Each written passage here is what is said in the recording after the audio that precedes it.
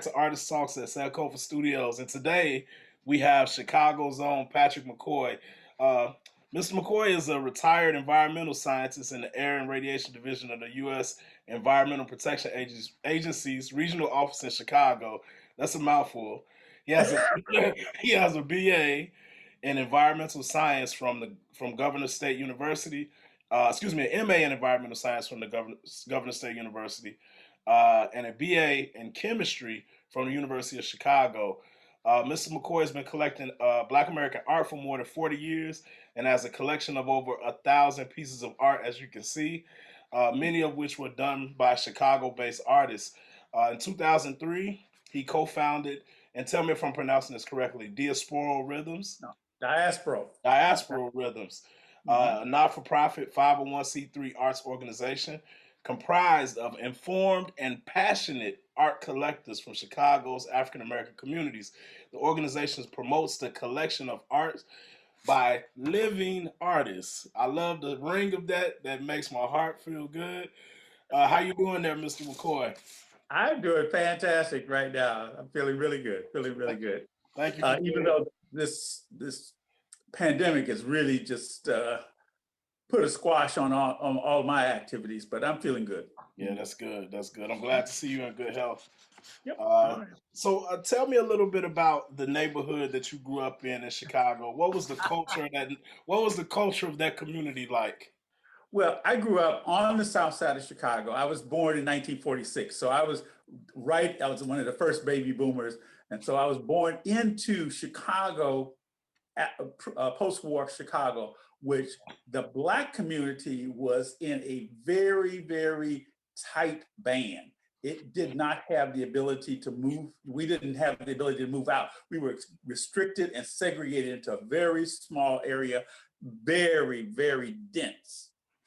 And what I've found out in retrospect is that because I was born into that, I was actually born into a Black city because we were so restricted. Only people we ever saw were Black people. And yet we're in this huge city, 3+ million people, and yet we lived inside of a Black city and had very interesting effects too. Not all necessarily negative, because it was very culturally rich. And it was also very, very entrepreneurial because we were restricted from being able to move out and to have businesses be supported by the larger community. So we had to support our own self. So everything in this world that I grew up in was all Black. So effectively, I grew up as if I was down south. All I ever saw was Black people. Okay. So you essentially grew up in the area that was the Black Belt at one point. Yeah, exactly. Okay. And all of the things that we see today that are just major, major cultural phenomena came out of that Black Belt. All the jazz, the blues, the R&B, the artists, the poets, the art writers, the musicians, all that stuff came out of there.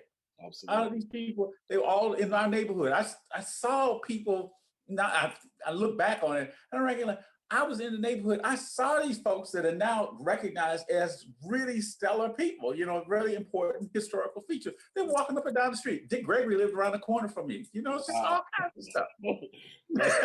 Son Rob was down the street from me. We got all kinds of people in the neighborhood. That's interesting. I always find that interesting about your generation.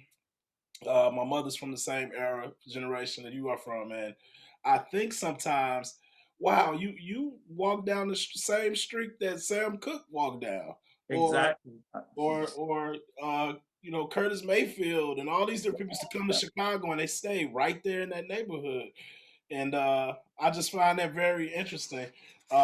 Funny story, I met Lou Rawls in Walgreens one day. Exactly. I didn't know who he was, and somebody pointed out, you know who that is? That's Lou on 47th Street or 79th. What's that? On 47th or 79th Street. 47th. It was on 47th. That's the one he sang about. Is it? Yes. The on 47th and King, and when he sang that song about two women, that's the story he was talking about. Wow. That was the corner. I want everybody that's watching to recognize something right now.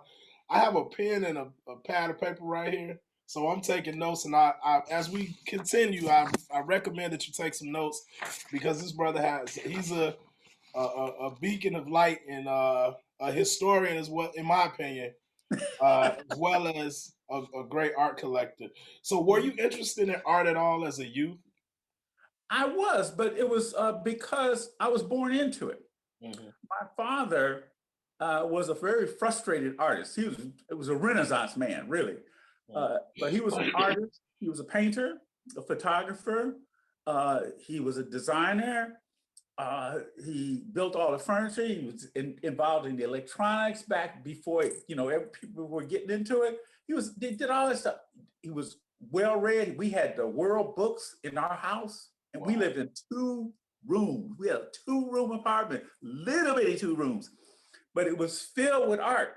And because he was very interested in art, but he never was able to work as an artist. Never, never. He had come out of high school back in the Depression, 1935, and was exceptionally talented, had won all kinds of awards and merits and so forth, and got a scholarship to the Art Institute of Pittsburgh in 1935, in the middle of the Depression. So this is like, wait, this is your ticket out. You go.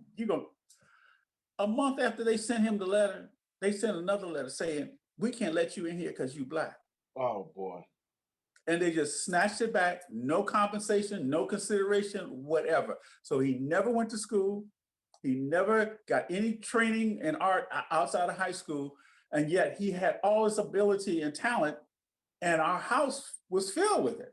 I was born into an artistic environment because I was born at home. My mother was pregnant, 9 months pregnant, dragging a Christmas tree down 63rd Street with my older brother in her arms. And we lived on the 2nd floor, these two rooms right next to the L train. Mm-hmm. And she drugged the tree up the stairs. And as soon as she got upstairs, her water broke. My grandmother rushed over and delivered me. So wow. I was born in this home filled with art. So this is the first thing I've ever seen. It's what I've always seen. Wow. So I kind of, when I was coming up and I had some talent, and I said, I wanted to be an artist like my father because he had his paintings and photographs all around. So I said, I want to do that. And that's what I kind of wanted to do all the way up until high school. And then when I got in high school and I started taking these science classes, I was like, oh, wow, I love this. So I went on and majored in science, chemistry, and so forth. But I maintained my love of art. So I still had it in my heart that I liked this. So even when I was in college and studying chemistry at the University of Chicago, which is a heavy duty program, so I was real serious about this. I had my roommate in college was an art major. So here I am. Normally, they put majors together so that usually, if you're a science major, you have a science major as a roommate. I had an art major. And so he would be showing me his stuff that he's doing. And I actually enjoyed it. Didn't take any art classes in college except one. But he had bring his work home, and I was impressed. One day he came back with a lithograph that he had done in class. I didn't know what a lithograph was from the Man in the Moon. And I asked him, I said, what is this? Because I liked the image. And he explained the process to me. I said, oh, that's fascinating, that you're doing this thing with stone, And so I asked him, and I now look back on this and recognize that that was the beginning of a journey. I asked him, I said, are you selling this? This is in 1968. Now, you have to remember 1968, I'm in college. So anybody in college is poor. But in 1968, you really didn't have no money. So we all real poor now. Oh, yeah. And I asked him if he was selling it. And he said, yeah, I'll sell it. And so we started negotiating the price and came up with $10. Okay. Which for young people, that might sound like, what? But for old people, it's like, damn, that's a lot of money in 1968. Yeah. Yeah. So I bought that piece for $10, and I still have it. I still have it right at the front door. Every apartment I've ever lived in, I've always had that piece in there. And it was only later that in reflection, I thought about, that's when I became an art collector. Mm. When I took my money that I did not have and bought a piece of art that I could not eat, could not wear, that's when I became an art collector. Wow. But I got that in reflection. I didn't think about it then or even decades after. I just almost 40 years later that I actually thought about it. I said, I'm actually an art collector. That's when I started. Now you But mentioned, I was born in, and I've always had an interest in art, but not as a maker. okay. Been kind of like always on the periphery. I enjoyed going places where there was art. I would enjoy going to people's homes that had art. And every place I've ever lived, I've always put stuff on the wall. I would buy posters.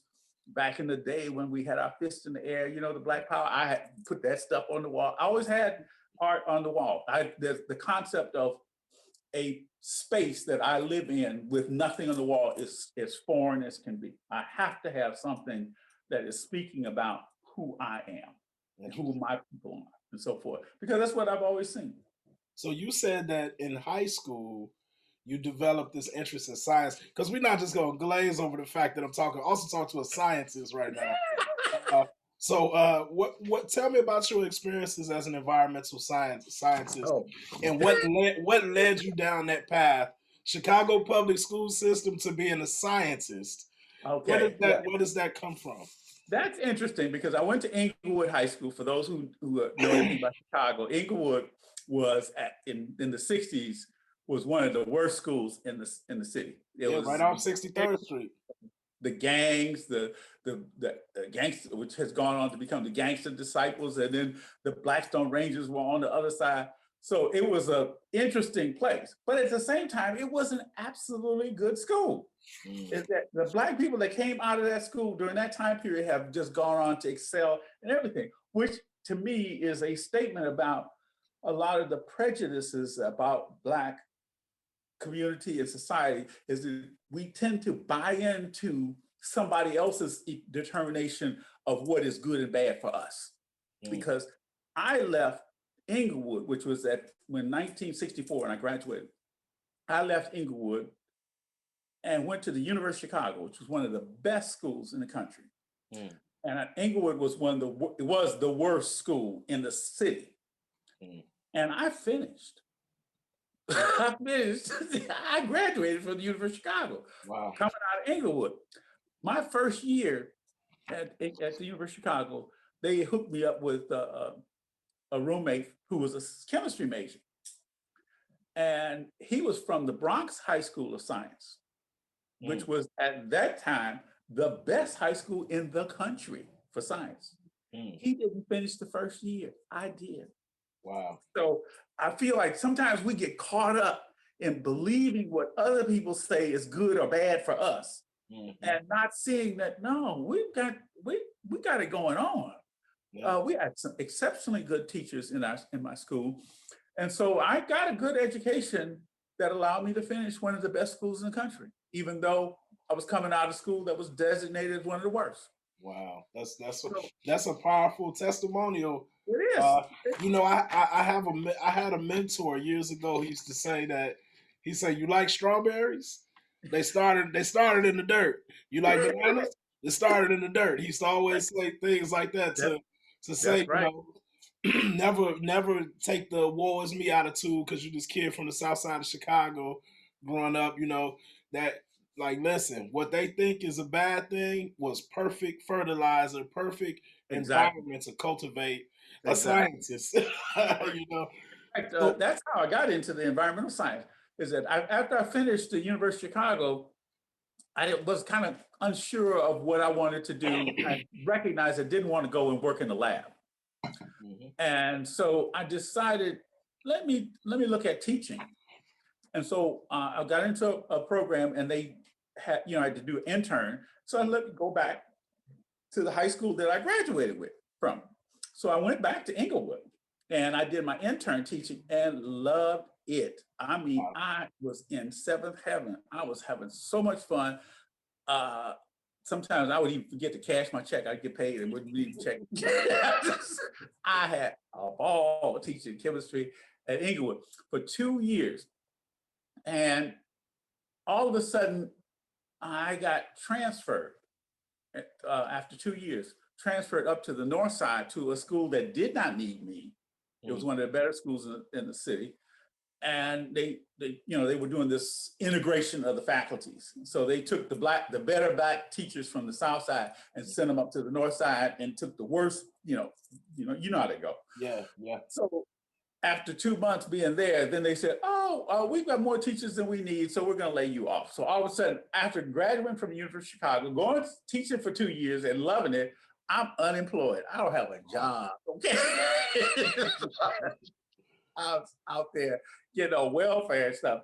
So I saw this advertisement for a chemist in the city of Gary.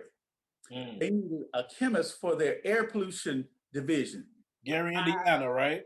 Huh? Gary, Indiana, correct? Gary, Indiana. It was the armpit of the nation at the time. It was filthy because of the steel mills and the oil refineries and everything. It was horrible.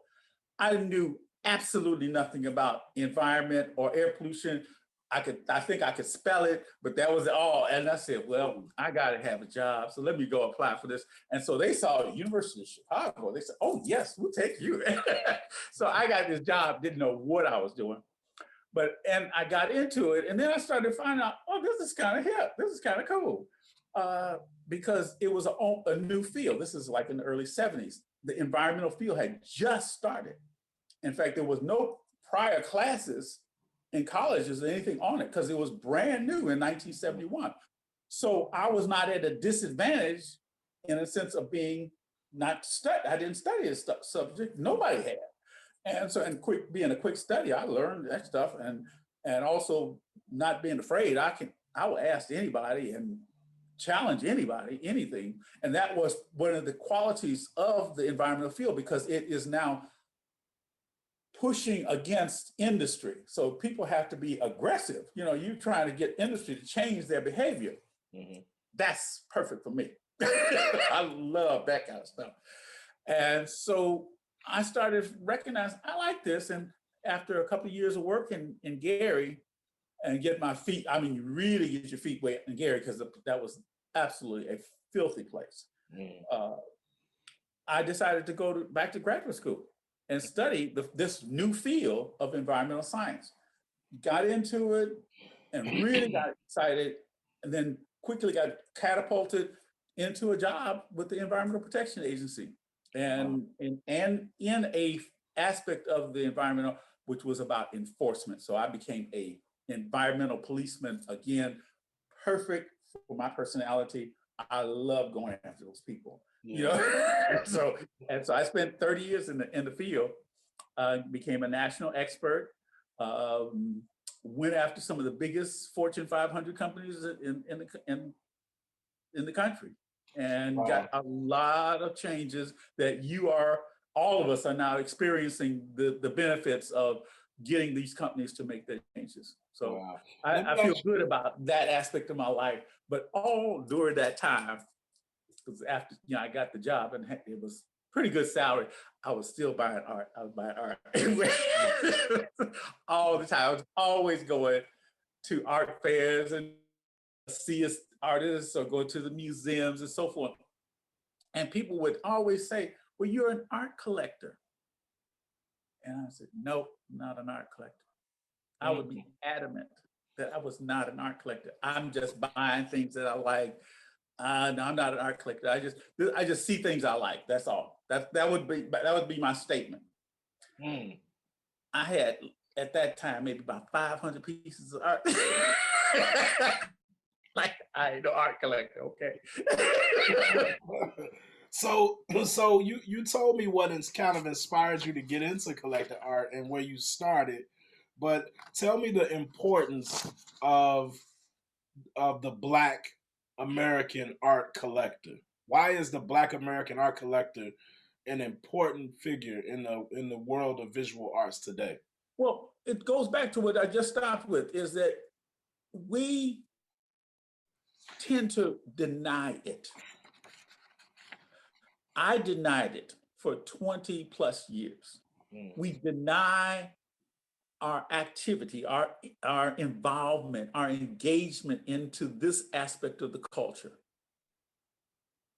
And we deny it because we believe misconceptions, because I had them. So I know I'm speaking from what I know, Yes. that we have misconceptions. And as a result, it affects and diminishes and holds back our visual arts culture. Mm. We tend to believe, with my hand up in the air, because I did it, believe that if you said you was an art collector, you had to be rich. You had to be super rich. You had to be wealthy. You okay? You got to have money to burn. That's right. And since I'm still punching the clock every day and no left me any money, I said, okay, I am not rich. I like art, but I'm not an art collector because I'm not rich. Because we believe that you have to be wealthy in order to be an art collector. And the media supports that. What they talk about in the media in art is always these outrageously large art sales. $100 million went for this. 220. P Diddy bought this for $21 million. Yeah. So everybody gets the impression art must be very expensive because that's the only ones they talk about. Is these extremely high value financial transactions for art. I believe that. I thought that art just was extreme. In fact, to the point where when I'm buying art and it isn't expensive, it must not be art because art is expensive, you know? Mm-hmm. So I believe that myth. I also believed that if you're a collector, you've got to be super secretive and private. You ain't letting nobody see what you have. You're very security conscious. You can't come up in my house because you're going to come and steal it and all that other crazy mindset. We believe that. I know I believed it. Wow. And then I'm thinking, people go around thinking that the only way you're going to see what I have is I have to die. That's when you're going to find out, because I'm not letting you in my house. You can't see it.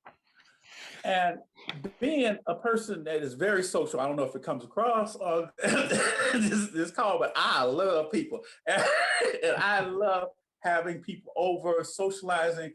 And even though I have a collection that's got, it really is getting close to 1,500 pieces. Wow. 1,500 pieces in here. We have parties in here, have brunches, all kinds. I love socializing. I want people to see my collection. So a private person.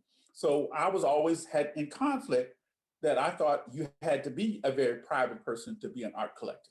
Mm. Wow. The third thing that I believe that was turned out to be wrong was I believed if you said you were an art collector, you had to know something about art. You had to be a scholar, academic. You had to be encyclopedic in your knowledge of art. You had to know every artist that has ever. Anybody can bring any piece and put it in front of you, and you should be able to say, "Oh, that is so and so and so." So I'm like, I've studied chemistry. I don't know art. Like, so I'm thinking, because I don't know art, have never studied it, I can't be an art collector. The fourth thing that I believed was that if you say you're an art collector, you have this mystical ability to be able to predict the value economically of this piece is going to be in the future. You just know values. You can just look at something. Oh, that's worth $10,000. That's what that'll be worth. I don't have a clue what these things are. Have never. I didn't buy them for that purpose. So therefore, I kept thinking, since I'm not interested in any of those four things, I can't be an art collector. Mm. Turns out all that's crap. All that's wrong. Mm. That it is real simple to be an art collector. And it was the simple thing that I did back in 1968, is that if you acquire art, you're an art collector. So back when I first bought that first piece is when I became an art collector. I saw something I liked. I could get it, even though it was $10, and that was a lot of money. I could get it, and I had it, and it wasn't about anything that I could. It was about something cultural, something spiritual. It was beyond the normal sort of economic way that we think about things. And so that's when I became an art collector. That's what an art collector is. I didn't have to know anything. And I wasn't buying it for investment. And the first thing I did is put it on the wall so everybody in the world could see it. And I've always had it that way. So I found is the things that are holding us back. They're holding back our visual arts culture, because you really, in order to have a vibrant culture, the people have to be involved. The people have to be engaged. If we take a look and just step away from art for a minute, and we look at music, which is vibrant in Black community, it's a vibrant cultural activity. Everybody, there is no, you got to be rich to do this. Everybody, you don't have to have no money and still be a music collector. You want to share it always. You always want to share it. In fact, if you hear something really good and you got your earbud and somebody, you want to put it in their ear, just here, listen to this. Is that we want to share. We are never private with music. In fact, if you live in the Black community in the day, you know, people would be blasting it out the windows. Right. So I got a question about the music before you leave that. Okay. Now, music is, and this is it's my belief, and I've written this many times, that music is connected to the spirituality of Black folks. Be you Christian, Muslim, whatever you are, that sound, that music is connected to our spirituality, and I think it's inseparable. Are the visual arts connected to our spirituality, and we've lost that component? What do you have to say about that? What do you have to say about that? Still connected. All culture is spirituality. All of it. That's right. Music, dance, literature, theater, fashion, poetry, all of that is spiritual. It's all about our spirits. Yes. Because it's not something you eat, you know, which is like economic. You have to do this in order to live. This is something you have to have, but it's beyond that. So no, it is the same thing. I love that. And what we've done is buy into another people's cultural concept that it's an investment, it's an academic. No, this is spiritual. I love that. This is about our spirit. You led me to the next question. Huh? You led me right into the next question. Define visual vocabulary. Visual vocabulary, and why is that important to the culture? To have visual vocabulary. It's just like the musical vocabulary. Is that we hear a little riff or something or a moan, and so we know what that means. I mean, when Aretha moans, there ain't no words. You know what that means. That means you understand the vocabulary. When James Brown, you know what that means. So the same goes with the visual, is that you see certain things, certain colors, and certain shapes and so forth. That's a vocabulary. It says something. This says this, that says that. We have to, and in our previous ancestors, clear, they knew what that is. They knew that you do this and you do that, and it says this. We've been disconnected a bit, but the fact that we can look at artwork from other places where our ancestors from, and we get something out of it, we're still connected to that vocabulary. That's right. We can still see it. We can still understand it. What is the, the Chicago-based 501c3 Diaspora Rhythms?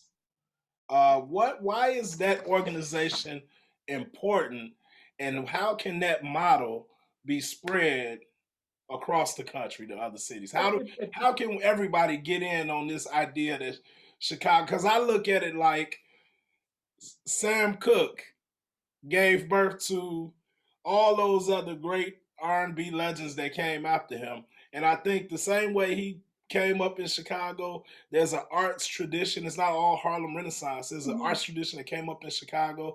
And now I see there's a art collecting tradition rising up in Chicago. Oh, yeah. Why is Most that certainly. important? What is it and what is it and why is it important is my question. You've asked about 3 or 4 different questions, and I got to say, besides Sam Cooke being a leader in the music genre of people stepping up, but he also was the first one to recognize we need to control it. In fact, more than likely, that was one of the reasons he was killed, is that he said, we need to control it. Now we know we got the Jay-Z's and so forth, where they are understanding they control it now.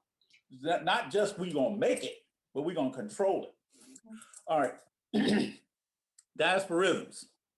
Back to what I was saying about them mythologies that we used to believe. When I had the epiphany and recognized that I am 500 pieces of art, I'm saying I'm not an art collector. When I think about it and recognize, oh, I really am, then I say, why did I believe that I wasn't? And I see these things and find out, wow, these are holding me and everybody else back. So we've got to address that. I ran into, through interaction at a panel discussion at the Southside Community Arts Center back in 2000, and I ran into 3 other people, 2 women and a man, Dan Parker, Carol Briggs, and Joan Chrysler. They were also art collectors that they had, the Southside Community Arts Center had brought on a panel. I didn't know them really well at the time. And we all got up and talked about our concept of art collecting. And it was, each person was basically saying the same thing. And we hadn't talked.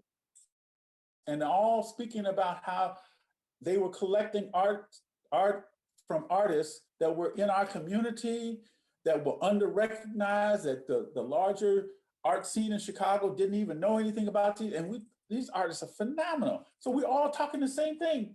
And I said, oh, here's some like minds with me. So I kind of noted that. And then later that year, there was an opportunity for back to them. That it came by me going to a panel discussion at the Art Institute of Chicago, which is the big art institute, the one, and they were having a show, an exhibition about the Art Institute collecting African-American art for 100 years. That was the 100 years of collecting, which was a joke, which was a lie. Usually they were not collecting for 100 years. They had collected a Tanner back in the turn of the century, in the early 1900s, and then hadn't done anything basically until the 1960s.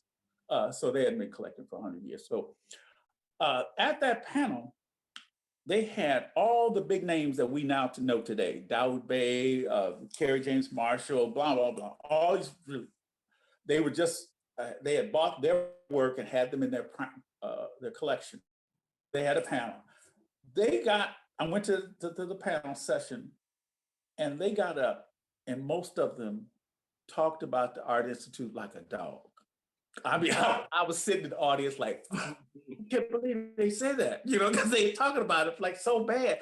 And I'm thinking, these artists have their work in one of the most prestigious institutions in the world. And they're talking about them like a dog. I said, I know there's going to be for that. And so I left there after the panel was over. I was left there totally perplexed. I went later that day to another art event on the South Side, a Black event. And I saw this guy.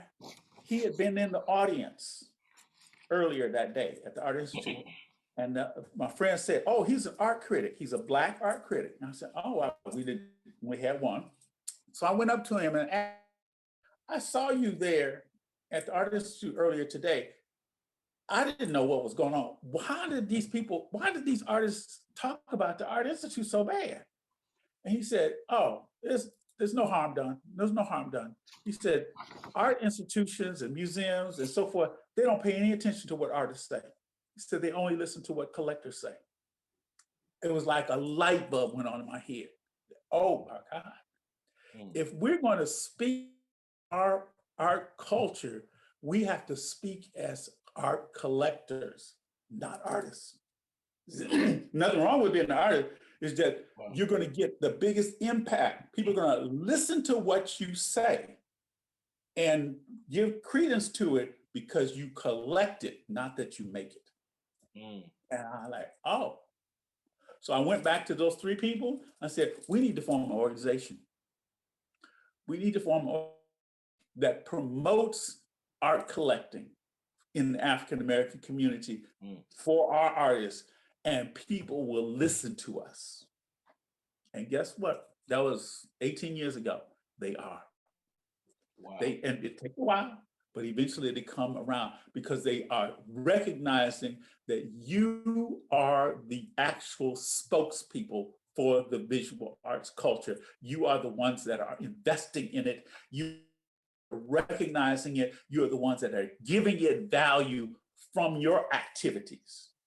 Your activity, not somebody else saying, oh, this is good from the outside. No, they're seeing you're doing it from the inside.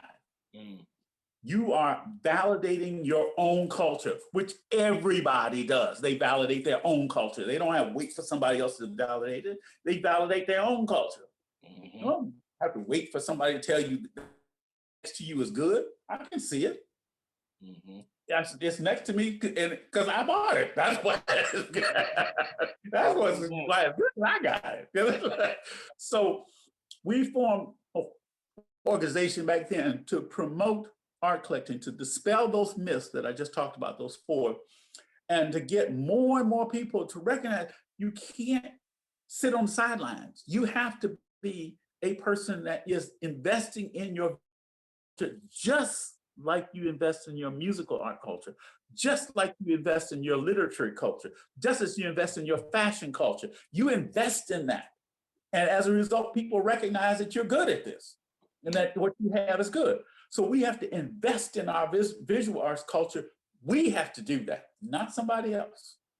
So we're promoting people of like to become art collectors. Forget that you have in your head that's incorrect. Forget that. Acquire the art that you like, that resonates with you, that speaks to you spiritually. Forget that what it might be worth, because if it's worth something to you, it has value. In fact, the more you like it, the more the value it is. In fact, I tell people all the time, my art collection is priceless because you can't buy it. It's priceless. So I'm controlling the value. I control the value. And we can all do that. The narrative attached to it as well. So you told us today that you bought a painting in 1968 for $10. That's right. The market value versus the cultural value is two different things.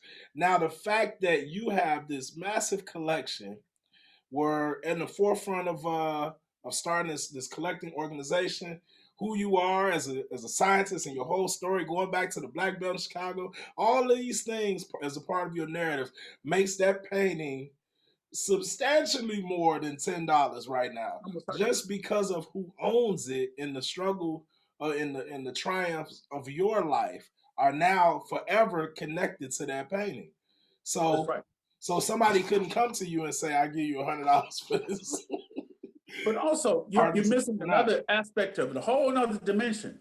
Give me that. Is that there is, just like there's a story on that one piece, there's a story on all of these pieces, every one of them. And as you mentioned in the introduction, that we are promoting that people buy art from living artists. Okay, which means I know almost every one of these artists in my collection.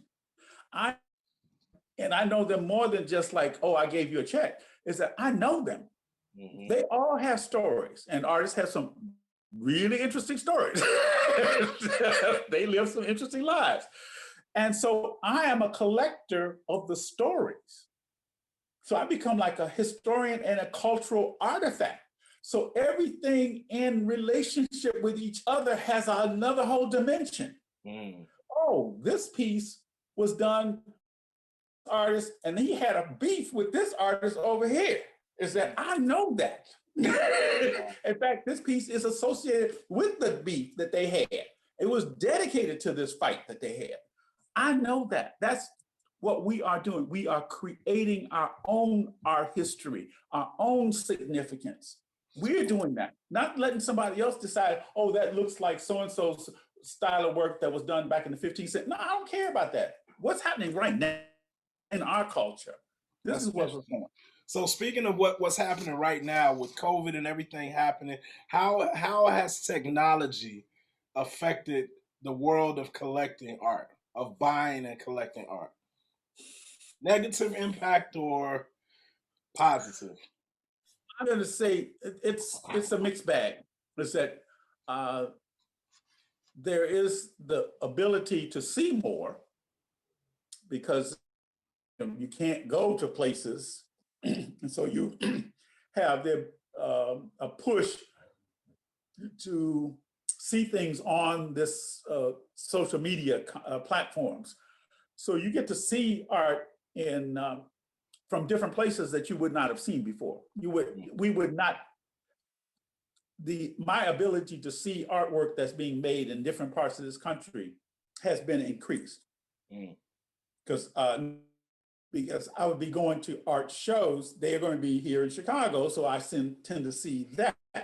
But now I'm stuck in the house, so I got to go. I'm looking and seeing things in other parts of the world. That's a positive. A negative is that there is really no comparison of looking at a piece of art in real time, in a real place, to be right in front of it, to actually, because what we said earlier, there's a spiritual aspect to it. And when you are present in front of a thing, you can, if it's got something, you will feel that spirit. So to have it only on a screen means that I like it, but I can't say whether or not I really want to have that in my house because I can't really discern in full what I like to do.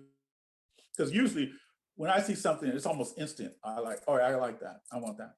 It's not, it's communication that comes across that obviously it's got to be in the spiritual realm because it's not like an intellectual understanding, something that just connects with you.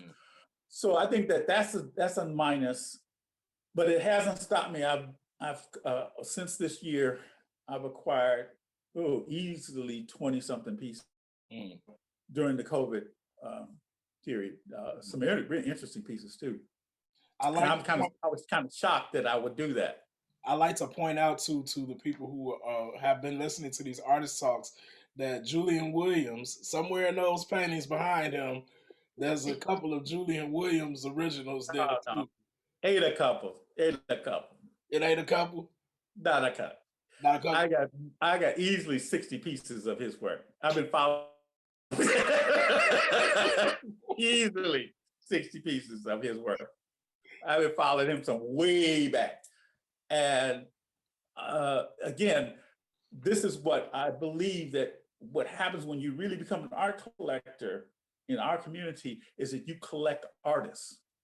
And he's one, I've got a couple of 24 artists that I really, really have had a long relationship with, where you commission them to do works and so forth, because you believe in them. You believe that what they can do. Now, I'm not going to try to dictate what you do. I like what you're doing. He's one of the artists where he's changed his style a number of times over his career. I like that. But then there's other artists I like because they have a consistent style. I mean, both things are valid to me. Yeah.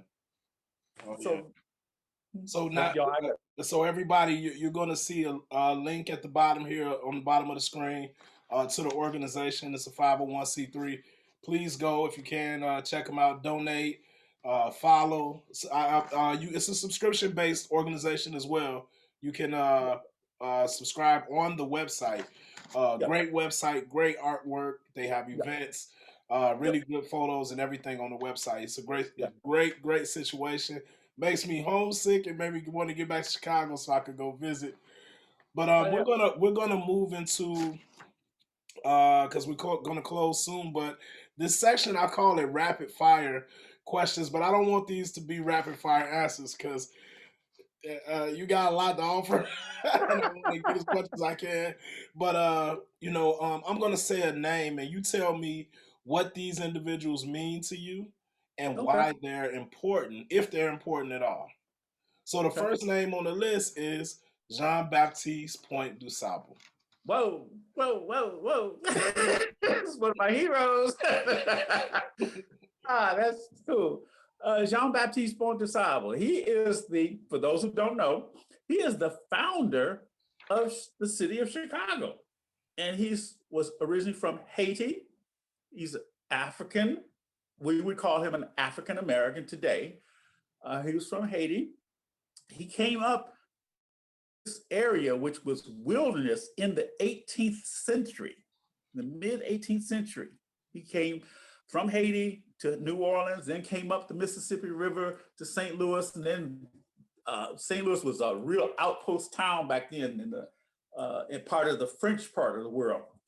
And he set out as a trapper, so forth, and went up into this Native American area, which the Potawatomi Indians, and was the first trapper, became very successful at that, and then became integrated into the Native American tribe to the point he was raised up and elevated to be a chief and married one of the major chief's daughters.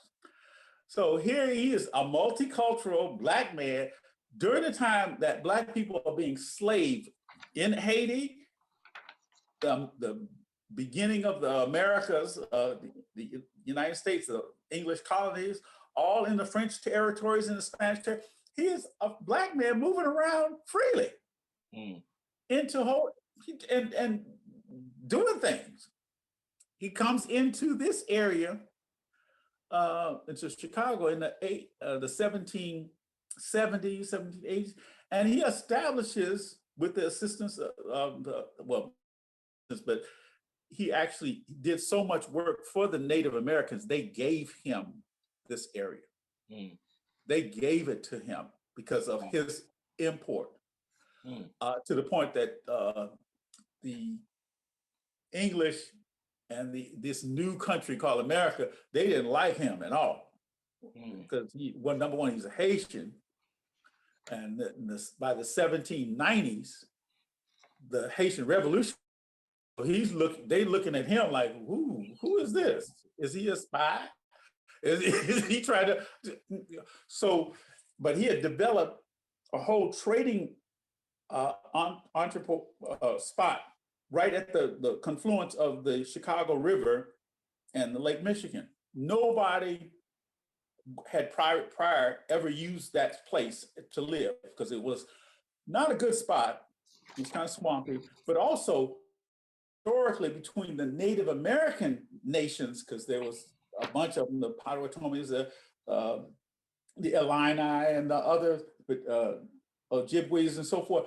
This was an area where Chicago is, which had been historically a battleground where they fought. They came and fought in this area.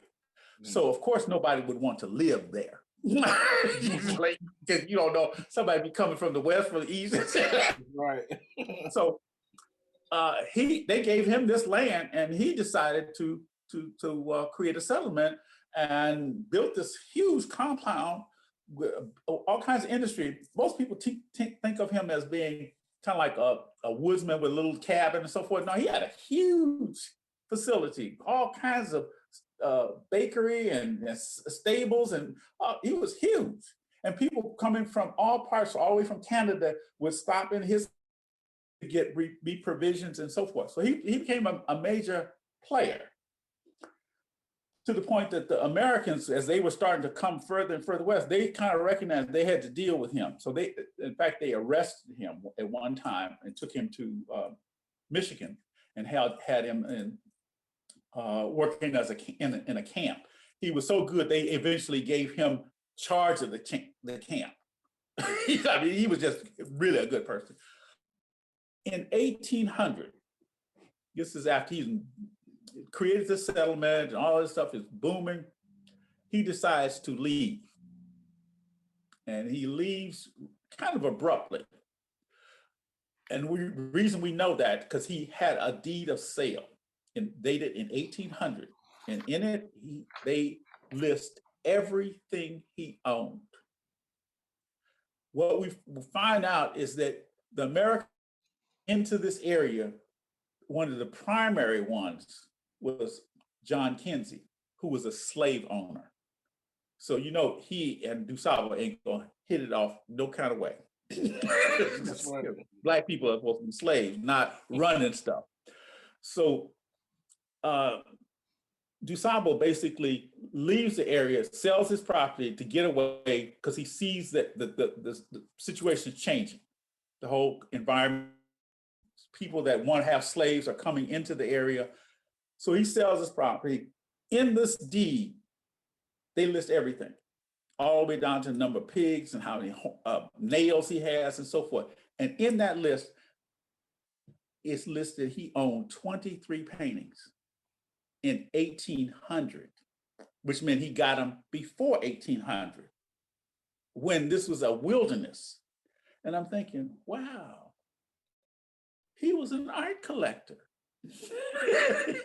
Here's an African American in the wilderness that's collecting art and owns 23 paintings. I know most people don't even have 23 paintings. And I'm thinking there's no roads, there's no trains, how do you get 23 paintings into the wilderness? So I have, one, he's my hero. And then when I discovered that and we had formed the organization, he was the first art collector in Chicago. He was the beginning. So we need to put him into our organization, Diaspora for Rhythms. We inducted him posthumously. He is the first collector, the first African-American in this area to collect art. Wow. And I've been noticeably quiet because I was waiting on that part of the story to come out, because you really dropped the bomb on me with that one. And I'm still digging and going deeper into that story. But I'm not going. This is the rapid fire section, because me and you will get going and it'll be all night. But the second name on the list is Sam Cooke. Okay, well, like I said, Sam Cooke was an important person. You know, we love his singing, going from the gospel to R&B, but I find him most important because he recognized that we are being paid as artists, musical artists, we're being paid pennies, and these people are making tons of money off of us. We need to control the industry. And he started out with that. And I believe when you boil all this craziness associated with his death, more than likely that was why he was killed. Is that he was challenging the economic system. Wow. There are a lot of stuff that they say about the murder just don't really add up. But he's what I see is the beginning of a Black person in this world, which is starting to come out of the Jim Crow, where Black people are demonstrating all these amazing abilities that have been capitalized and abused by the largest. First one to say, no, we should. So he's special to me in that regard, because I feel like we should control the visual arts. It's interesting. Everybody can participate in it, but somebody else from the outside should not control it. You can participate. I'm not a person that ever says, oh, no, you can't be involved. You can be involved, but you just can't control it. I like that. Sam Cooke is and of course I'm not from the era when Sam Cooke was alive, and he died before I was even born. Well, was I should say was murdered even before I was even born. He didn't just die. But I look at Sam Cooke and the others from that generation who were singers. They would point their finger at them and say, "That's the devil's music you doing." Oh yeah. But in reality, I think it was an evolution of our spirituality taking place at that time, and I'm glad you were able to speak to Sam Cooke.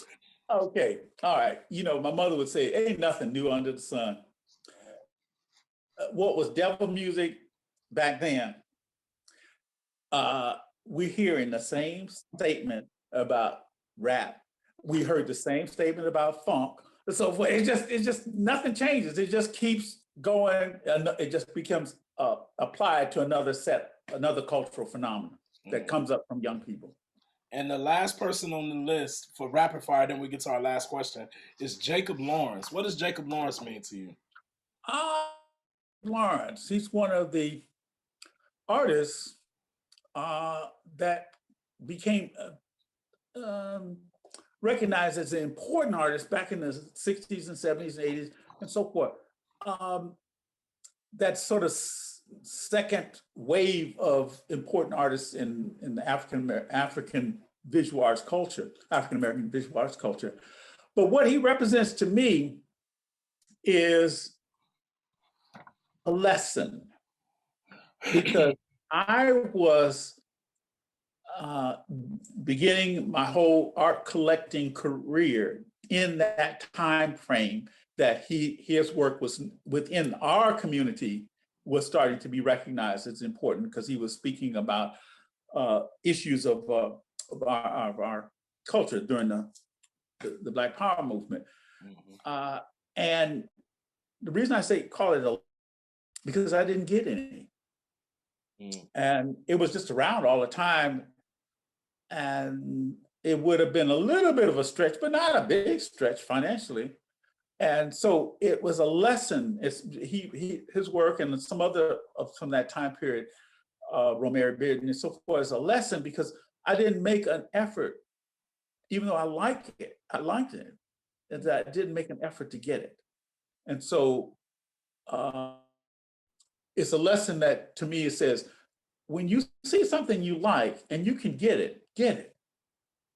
Because you never know what's going to happen. You never know what's going to happen. And if it spoke to you, you don't want to have a regret. Mm. So his work is in that part of my brain, is that it's a lesson, and that I wish I had not have passed on the thing. Wow. But it's worth so much money. Is that no, I actually did like it, and it didn't move on it. Yeah. The the Great Migration series, of course, Yeah. is Oh one yeah. that there's one particular panel in the Great Migration series where you see the people funneling towards these doors. One says St. Louis, one says Chicago, the other one says New York. And that one has always been like special in my head. I even printed one on regular paper and threw it in a frame a long time ago just to Print. have it up I on have the wall. it in the hallway of the building. Yeah, I, that one resonated to me, yeah. and they were selling prints, and I bought one. I put it in a frame, and I have it in the hallway of the building. When you come up the stairs, you'll see it. It's like just before you come up into my apartments. Wow. I know that when I teach classes, I have these teaching tools, and they're paintings from Bearden and Lawrence and a whole bunch of others. And I just laminated, I printed them and laminated them so that people can actually put their hands on it and get a close up look at it. But Right. this is the last question that I have for you, and this is a big one for me and for everybody that's listening.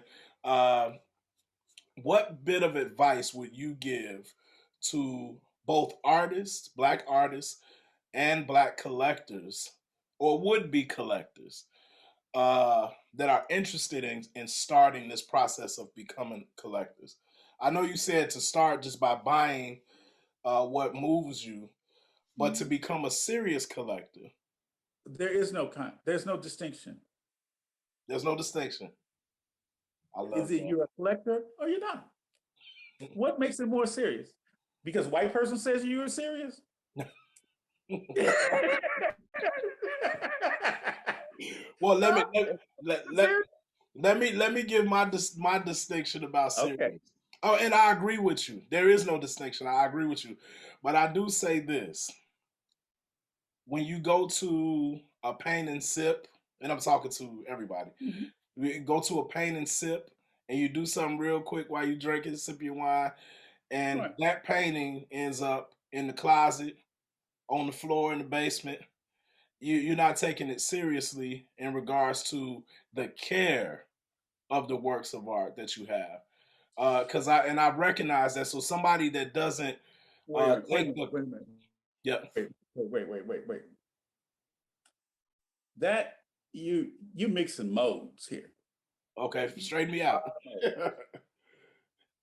Okay, something that's done as an entertainment activity, and that was the purpose of it, is just to have some fun, so forth, can produce something that is important if you think it is. Mm, But if you don't, well, ain't no problem. You mixing modes. okay. Now, if you did a paint and sip and you slug throwing them back and the painting and so forth, and somebody else looks at it and says, "Oh, I like that. Let me buy that from you." Mm, And you were totally, as the artist, you were totally like, "This ain't nothing." But now that other person, the art collector, said, "This is art." mm, mm, mm. So I just feel like you're mixing too many modes there. So interesting that you say that the I like that the and it goes back to the power of the collector. And you made me think of something. You made me think of something. As always, you made me think of things. But this thing in particular, in regards to music and the visual arts, they're both, of course, they're just different mediums of art. I'll clarify that they're together. But I'll say that you made me think in my head that the collector is like the producer, and the artist is the performer.